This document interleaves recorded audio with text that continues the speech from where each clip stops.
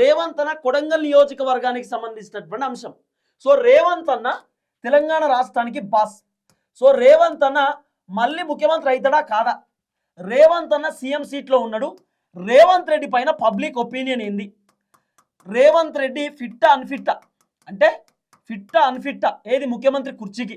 తర్వాత రేవంత్ రెడ్డి ఆలోచన విధానాలు ఎట్లున్నాయి, రేవంత్ రెడ్డి అడ్మినిస్ట్రేషన్ ఎట్లున్నది, రేవంత్ రెడ్డి పర్ఫార్మెన్స్ ఎట్లుందని చెప్పి పబ్లిక్ దగ్గర నుండి కాంగ్రెస్ హైకమాండ్ కొంత సర్వే చేయించేటటువంటి కార్యక్రమం చేస్తున్నట. అంటే గ్రౌండ్ రియాలిటీ తెలుసుకుంటున్నారు. రేవంత్ అన్నేమో హైకమాండ్ దగ్గర చాలా అద్భుతంగా ఉంది, సూపర్ ఉంది, ప్రజలకు కష్టాలే లేవు, ప్రజలు చాలా సంతోషంగా ఉన్నారు మా పరిపాలనలో అని చెప్పి రేవంత్ అన్న చెప్పొచ్చిండు.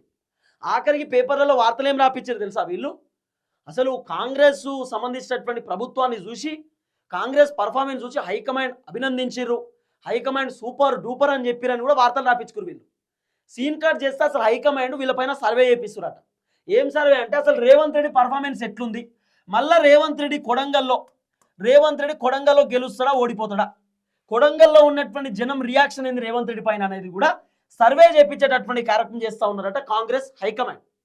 ఇక ఈ సర్వే దెబ్బతోటి మరి రేవంత్ అన్న మళ్ళా ముఖ్యమంత్రి అవుతాడా కాదా, అసలు ఎమ్మెల్యే గెలుతాడా కాదా అనేది హైకమాండ్కో క్లారిటీ వస్తుంది. ఫస్ట్ ఏమో రేవంత్ అన్న పైన, రెండోది డిప్యూటీ ముఖ్యమంత్రి బట్టి Vikramarka Madira constituency SC reserve constituency ఇది. సో బట్టి విక్రమార్క అన్న పైన హైకమాండ్ సర్వే చేపిస్తూ ఉన్నారు. రేవంత్ అన్న పైన, బట్టన్న పైన.